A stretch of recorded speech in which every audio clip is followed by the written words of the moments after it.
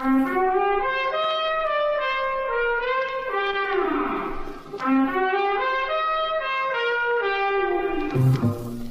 a private investigator means two things. You can be sure you'll run into trouble, and you can never be sure you'll get out of it. Not much you can do about it, I guess, except, like Julie always says, walk softly, Peter Troy.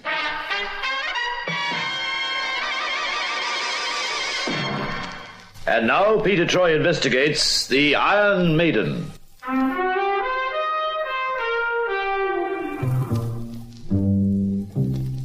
You often read creepy stories, that is, if you're given to reading creepy stories at all, about a hand reaching out from beyond the grave to take revenge on some poor jerk or to right a wrong done during a lifetime in this crazy world.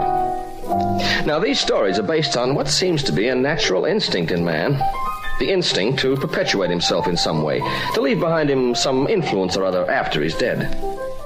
Which accounts for the wacky way in which some folks draw up their wills. Some people, not content with just leaving their worldly goods to others, feel it necessary to attach all kinds of conditions. And, as any lawyer could tell you, some of those conditions get really far out. Then there are the people who like to leave behind a kind of riddle, no doubt hoping to have themselves a darn good laugh at the antics of their relatives who have to solve it. Which brings me to the case of a certain old doll by the name of Sarah Young, and a clutch of relatives of varying virtue. But, Gilbert, you can't be serious. Auntie loved this place. It's a beautiful house. It may have been beautiful once, Bonnie, but in this day and age, it's nothing more than a dreary old pile, an eyesore. That's what you say. The little money spent on it, it could be restored, and it would make a wonderful home. A home? For what? Stray cats?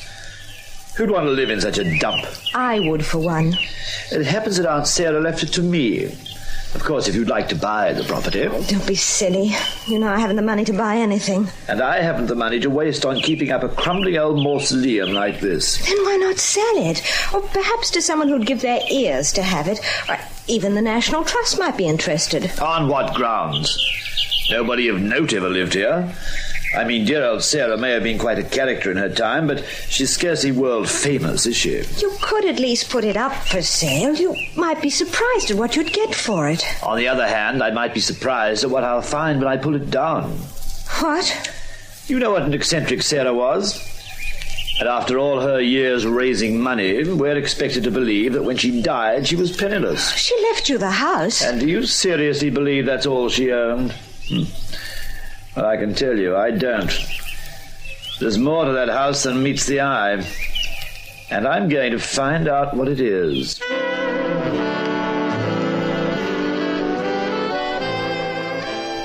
Sarah Young was a little before my time, but in the lush days before World War I, she was a notable hostess who lived by throwing huge parties and such like, in order to raise money for various causes, mostly charitable ones.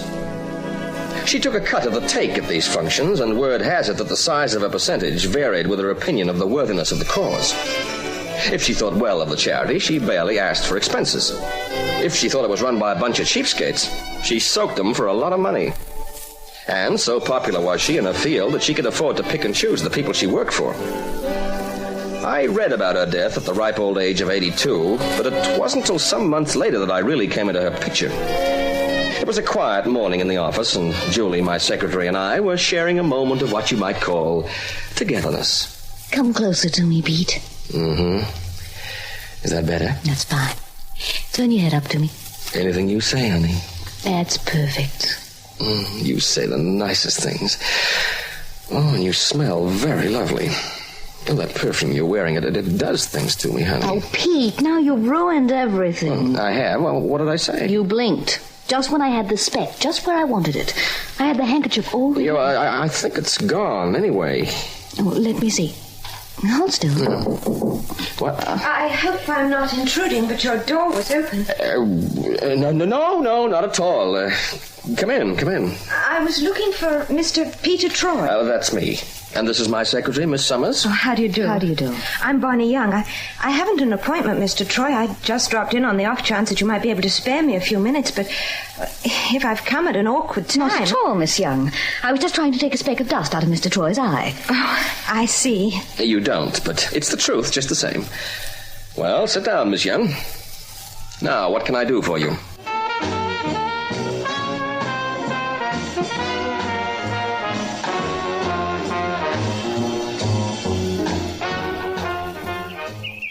What a lovely old house, Pete. Yeah, lovely. For a murder. Oh, how can you say that? It's beautiful. A bit run down, but beautiful nevertheless. The garden looks as though it hasn't been weeded for 100 years. Yes, it does, rather. But you can see how lovely it's been once. Look at those rose trees over there. They must have been wonderful when they were in bloom. Yeah, somebody seems to have taken a bit of care with them, anyway. It's the only spot not choked with undergrowth. Now, well, come on, let's go inside and look around. What do you expect to find? I'm more interested in what Bonnie's cousin Gilbert expects to find. I wonder why Sarah Young left the house to him. Bonnie said she never cared much for him. Yeah, well, the will was more than 40 years old. He was only a child when she made it. Maybe she liked him then. Look at that wonderful cedar staircase, Pete. Oh, Pete. Brother, what a shambles somebody's making of this. The place has been wrecked. Look, all the paneling and skirting boards ripped away. Yeah, maybe Gilbert has the wreckers in already. Maybe he's been doing a bit of wrecking himself. It's his house. But it does seem a terrible shame. Yeah. I wonder if he found what he was looking for. You mean another will? The one Bonnie thought must be somewhere? Oh, I doubt if friend Gilbert was looking for a will. More likely, from what we hear, he's got the idea that Sarah Young stashed a money box someplace. Supposing there is another will, a more recent one, and the house doesn't belong to Gilbert, then he has no right to wreck it, has he? No, Julie, but how do we stop him when we haven't got the other will? It's rather ironic, isn't it? All Bonnie Young cares about is not having this old place destroyed. She doesn't want to take it away from Gilbert. Pete, look out! Up there on the landing! That statue!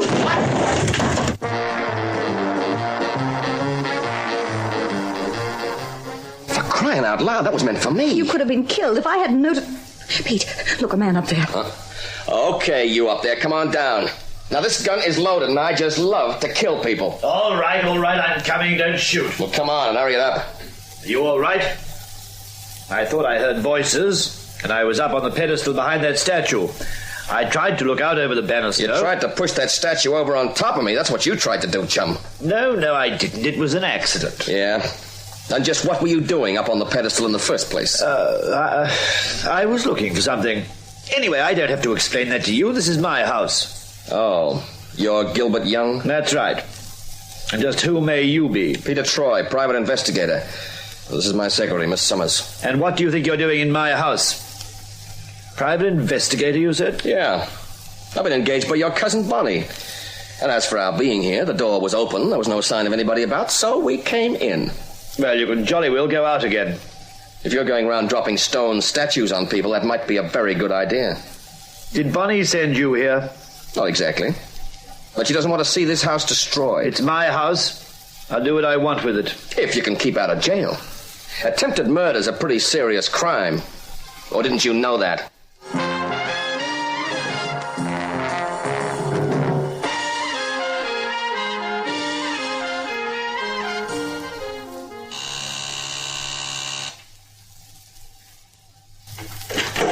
What? Mr. Troy? Hello, Miss Young.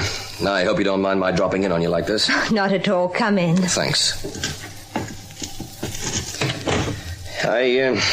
I've just been out to look at the house. Oh, Aunt Sarah's old place. Oh, it's lovely, isn't it? I guess it was, once. And maybe it could be again, but I'm afraid your cousin Gilbert has other ideas. Oh, he hasn't started pulling it down already? No. At least he hasn't gotten the wreckers in yet. But he's been doing a little wrecking of his own. Oh, really? He's impossible. He always was a horrible man. I never liked him. I don't like him either. Especially since he pushed over a large statue that nearly flattened me. What? You don't mean that... He didn't try to kill you, surely? I don't know for sure, Miss Young. That's why I haven't called in the police. Oh, I wish you would. Anything to make him stop wrecking that wonderful old house. Well, he swears black and blue that the statue fell by accident. And it wouldn't be easy to prove otherwise. Hello? Speaking of statues, what's this? What? Oh, that was Aunt Sarah. She gave it to me when I was a little girl. Mm-hmm. What is it? Can't make up my mind whether it's a kind of angel of mercy or some girl trying to do a hula in a bathrobe. It is a bit odd, isn't it? Funny little thing. I keep it just out of sentiment. It's not much of an ornament, but it's the only thing Aunt Sarah ever gave me. There's an inscription on the plinth at the bottom. Careful. It only stands on that. It's not fixed. So I discovered. Now, what's this say? Presented to Sarah Young in recognition of her services given over many years during her notable career by the Chaseling United Charities Fund. I believe the Chaseling Fund was pretty important years ago. A lot of bigwigs supported it. Aunt Sarah did a lot of work for them for practically nothing. And they gave her this statuette? Not much of a payoff. Looks to me as though it's made of cast iron. It is. The story is that they deliberately made it of cheap material because the important thing was the compliment that went with it. Why did the old lady give it to you? I don't know. She was always rather fond of me, you know. Heaven knows why I was an impossible little brat. And yet she left nothing to you in her will. But she had nothing to leave, except the house, of course. I must admit, I can't get over her leaving it to Gilbert, but then that's why I've come to you. There must be a later will than that old one. Yeah. The question is, where is it? Apparently your great-aunt was a pretty eccentric old doll, which means even if there is another will, it could be hidden almost anywhere. Well, it must be in that house. In the last 30 years of her life, she scarcely left the place. She had no legal advisor that you know of? No. She hated lawyers. She said they were all rogues or fools. When was the last time you saw her?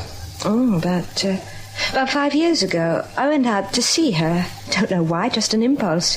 Did she have anything important to say? No, at least it's hard to tell. She was always inclined to natter on a bit cryptically, you know. I remember one thing that stuck in my mind. Yeah? Well, as I was leaving, I remarked that it was good to see her seeming so well. You know, the usual thing you say. Yeah. And she said, "Always remember, child, things are not always how they seem, nor where they seem." Is that all? Yes. Well, you said she talked cryptically. You were right. Funny that I should remember that, though. I wonder if she was just talking or if she really meant something. Yeah. I wonder.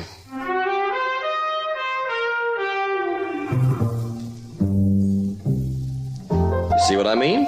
A cryptic old doll who goes around talking in riddles.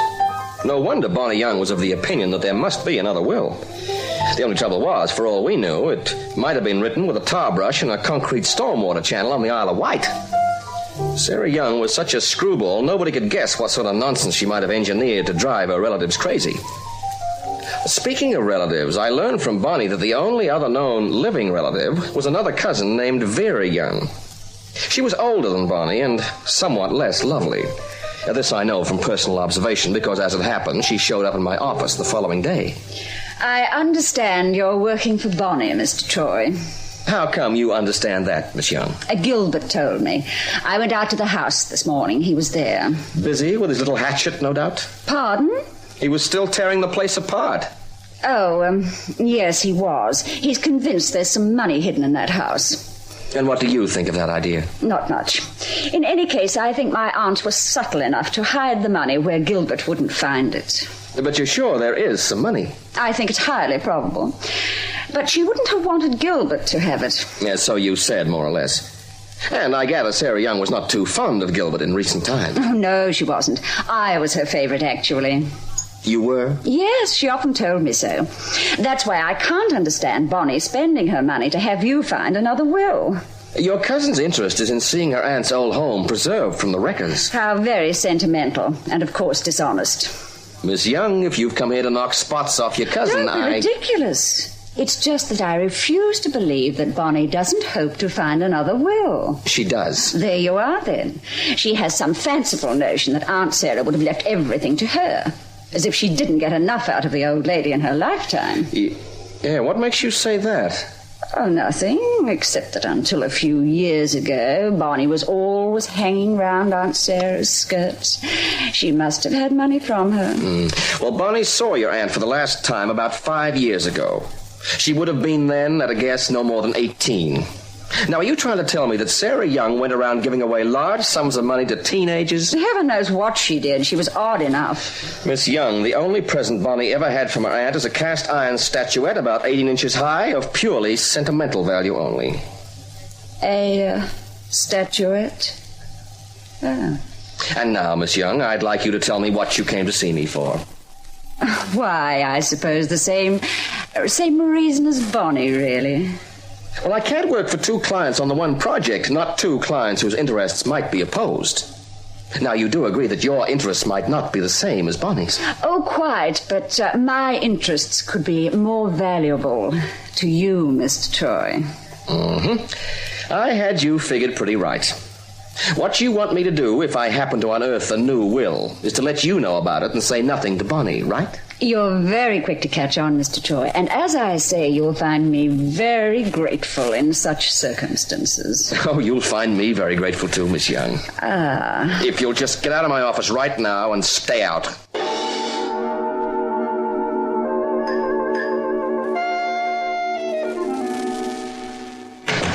Morning, honey. What's new? Good morning, Pete. Today is new, that's all. Oh, how very helpful. You have bags under your eyes this morning. That's the way I feel. Oh, it's Bonnie and this Sarah Young thing. I've had it. Did you come up with any bright thoughts overnight? About Bonnie? Well, Not that kind of thought. About the missing will. We don't even know if there is a missing will. Everybody seems to think so. Even that dreadful Vera Young who was in here yesterday. What a monster she turned out to be. Trying to bribe you. Yeah, well, all I can say is I'm getting sick of this case. If there is a will, I have no idea where to look for it. At least, I have an idea, but it's really nutty. What is it? That statuette Sarah gave Bonnie. It's hollow. And you think she might have hidden something inside it? A new will, perhaps? Oh, how exciting. Oh, yeah, just like a treasure hunt. Oh, what a perfectly lovely, mysterious thing to do. Hide a new will inside that statuette and give it to Bonnie. Oh, but how could she get the will inside? There's a small hole in the bottom.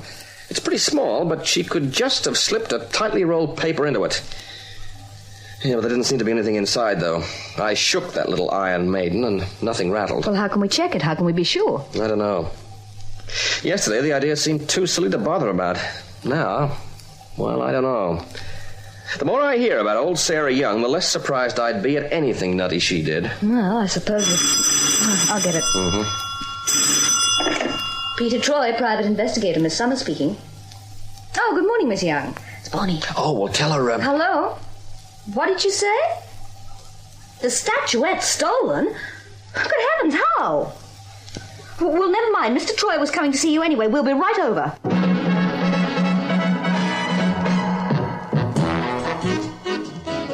When I went out last night, the statuette was right there, Mr. Troy. I noticed it particularly. But you didn't notice that it had gone when you got home last night. No, I might not have noticed it this morning if it hadn't been for the window.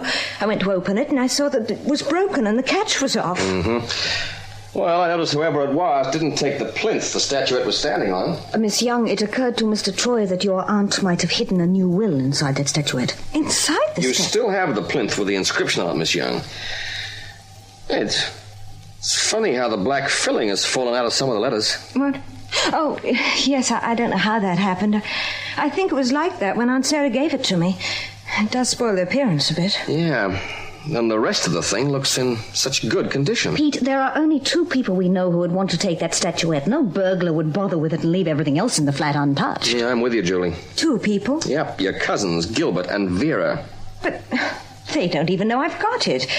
I never see them, and I'm sure Aunt Sarah wouldn't have bothered to tell them. Well, I'm afraid Vera knows about it. I told her yesterday. Vera? I'd put my money on Gilbert. After all, Pete, he did try to kill you. Did he, honey? I don't think so. I've thought a lot about that. And my guess is that Gilbert's a creep, but no killer. That near miss of mine really was an accident. And anyway, Gilbert didn't know the statuette was here. But fancy Vera having the nerve to break into my flat. Do you know her address? Well, yes, I think so. Oh, anyway, it's in the phone book. Okay, let's go.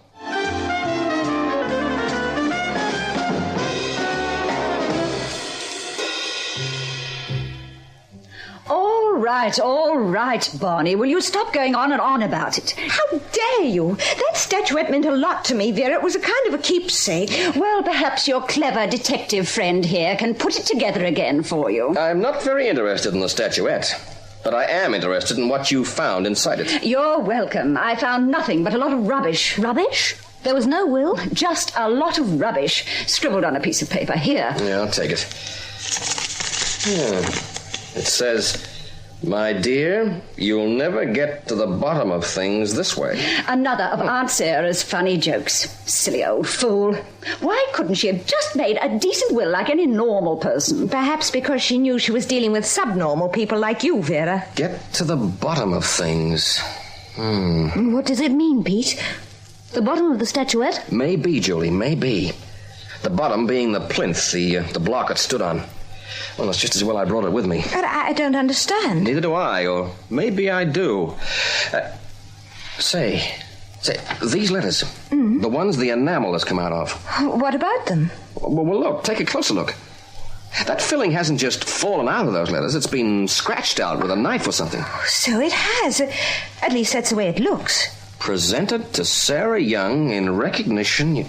Now, you see, the R of presented and the O of to. Julie, write down these letters as I read them off, will you? Right. R-O-S-E-G-A-R-D-E-N. R-O-S-E? Rose garden. It spells rose garden. Rose garden? Well, what does it... Oh, wait a minute. Aunt Sarah has a part of her garden that was set aside for roses. She was very keen on it. Pete, you remember we noticed it when we were at the house. Yep, it was the only decently kept part of the garden. But what does it mean? Did Aunt Sarah mark those letters in the inscription to give me a message? She certainly did. A message to look in the rose garden. You dig it up, and my guess is that's where you'll find a new will, if there is one. Of course, the rose garden. That's just where she would hide anything important. Why didn't I think of that? For the same reason that your cousin Gilbert hasn't thought of it, Vera. Your aunt didn't intend that you should. Come on, Bonnie. Let's take a little trip out to the old house with a couple of shovels. But, Gilbert, the house is his. I doubt it. If we find a new will, the old one will be invalidated, and I don't think Gilbert will have a leg to stand on. Well, if he has, I'm just the boy to kick it out from under him. Wonderful, Pete. Let's go, shall we? Not you, Julie. No, I want you to go back to the office. Now, see here, if you have any ideas that you can keep me from seeing this jolly old treasure hunt right through to the end, Julie. then you'd better walk softly, Peter Troy.